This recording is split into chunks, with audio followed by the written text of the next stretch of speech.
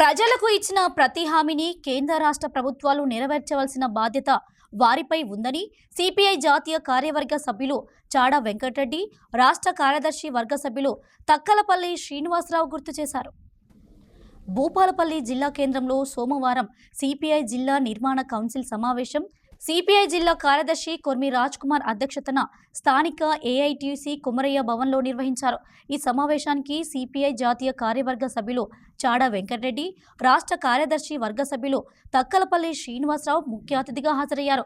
ఈ సందర్భంగా సిపిఐ జెండాతో పాటు ఏఐఎస్ఎఫ్ జెండాలను ఎగురవేశారు. అనంతరం ఏర్పాటు చేసిన సమావేశంలో మాట్లాడుతూ జిల్లాలో పార్టీ బలోపేతం కోసం అనుసరించవలసిన విధి విధానాలపై, భవిష్యత్తు పోరాటాలపై చర్చించారు. ఈ కార్యక్రమంలో జిల్లా కౌన్సిల్ సభ్యులు మోటపలుకుల రమేష్, పైల శాంతికుమార్, మామిడాల సమ్మిరెడ్డి, ఎం విజేందర్, రామచందర్, సతీష్, ప్రవీణ్లు పాల్గొన్నారు. నరేంద్ర మోడీ మూడోసారి ప్రధానమంత్రిగా బాధ్యతలు చేపట్టిన తర్వాత ఆయన మిత్రపక్షాలపైన ఆధారపడే ప్రభుత్వాన్ని నడిపించాల్సి వస్తుంది. అయితే ఎక్కడెక్కడైతే మిత్రపక్షాలు సపోర్ట్ చేస్తున్నాయో వాళ్ళకే నిధులు కేటాయింపులు మరి పెద్దగా చేశారు, నిధులు కేటాయింపులు ఎక్కువ చేశారు, వారికే ఎక్కువ ప్రాముఖ్యత ఇస్తున్నట్టు కనపడతా ఉంది. విభజన హామీలు తెలంగాణకు, ఆంధ్రప్రదేశ్కు ఏదైతే ఉన్నాయో తెలంగాణకు మాత్రం నరేంద్ర మోడీ ప్రభుత్వం మరొకసారి మొండి చేయించి 10 ఏళ్ళు పోయి 11వ ఏట కూడా అన్యాయం జరుగుతూ ఉంది. ఆంధ్ర కూడా ప్రత్యేక ప్యాకేజ్ ఇచ్చినా మనకెందుకు ఇవ్వలేదనేటువంటి ప్రశ్న, అభివృద్ధికి వాళ్ళకి నిధులు ఇస్తున్నా మనకెందుకు ఇవ్వలేదనేటువంటి ప్రశ్న మాత్రం ఉన్నది. దానికి జవాబు బీజేపీ చెప్పాల్సిన అవసరం ఉంటుంది. లేకపోతే మాత్రం బీజేపీకి తెలంగాణలో ప్రజలు గుణపాఠం చెప్తారు. ఇంకోవైపున ఈ మధ్య నిర్వహించినటువంటి నీట్ పరీక్షలలో కూడా అనేక అవకతవకలు జరిగినాయి. ప్రశ్న పత్రాలు లీక్ అయింది హర్యానాలో, బీహార్లో. అందుకని ఆ రకంగా దాన్ని రద్దు చేయాలని దేశవ్యాప్తంగా ఆందోళనలు పెళ్ళుకున్నాయి. గవర్నమెంట్ మోడీ మాత్రం నిమ్మకు నీరెట్టినట్టుగా వివరిస్తూ ఉన్నాడు. దాన్ని ఏమాత్రం కూడా స్పందించలేదు. కాబట్టి ఇవాళ ఉన్నటువంటి పరిస్థితుల్లో విద్యార్థులకు మాత్రం లక్షలాది విద్యార్థుల యొక్క భవిష్యత్తు అంధకారం అయిపోయింది. తెలంగాణలో కూడా మరి మెడికల్కి సంబంధించినటువంటి ఆ నీటు ఆ విధానాలతో కొనసాగిస్తే మాత్రం గత విధానం ఎట్లుందో దాన్ని కొనసాగించాలి. కొత్త విధానం వల్ల నష్టమైందని చెప్పి కూడా ఈ మధ్య దామోదర రాజనరసింహయ్య గారి హెల్త్ మినిస్టర్కి లేఖ కూడా రాశాం.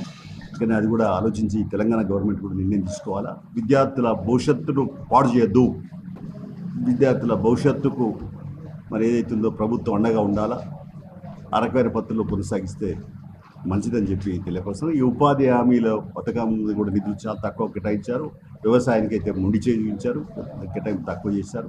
అప్పుడే ఎక్కువ చేసిన గతం కంటే అని చెప్తారు. కానీ కార్పొరేట్ సంస్థలకు ఎన్ని కేటాయింపులు చేసిండ్రో దానిలో మీరు వ్యవసాయ రంగానికి ఎంత చేసిండ్రు అనేది మా ప్రధాన ప్రశ్న. తెలంగాణలో కొత్తగా రేవంత్ రెడ్డి ప్రభుత్వం అధికారంలోకి వచ్చింది.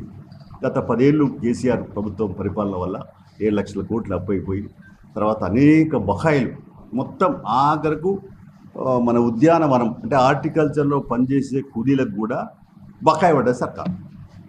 మధ్యాహ్న భోజనం వాళ్ళకి, అంగన్వాడీలకి, తర్వాత అన్నిట్లలో కూడా బకాయిలు పడితే ఇంకా ఎవరు దీన్ని ఇచ్చేది? స్కీమ్ వర్కర్లకు అందరికీ కూడా బకాయిలే.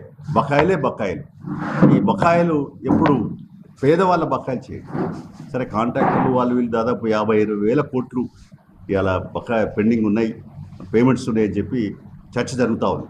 ఏదైనా మేము కోరేది అంటే ఫస్ట్ ప్రయారిటీ ఎవరైతే పేదరికతో ఉన్నారో ప్రభుత్వాన్ని నమ్ముకొని పథకాలు. ఇప్పుడు సర్పంచులు ఉన్నారు, చాలా చోట్ల మాజీ సర్పంచులకి ఇప్పుడు దాదాపు 6,500 కోట్లు వాళ్ళ బకాయిలు అనేది లెక్క చెప్తా ఉన్నాయి.